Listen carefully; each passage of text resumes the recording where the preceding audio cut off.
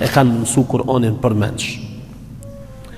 Edhe është interesant vëllezër se sahabite pejgamberit sallallahu alaihi wasallam. Këtë e ka përmendur Imam Dhahabi rahimahullah që kanë men jama al-Quran, ka qenë prej atyre që ka mësu Kur'anin përmendsh. Janë kujdes edhe në pleqnit me mësu Kur'anin përmendsh. Pse? Nuk ka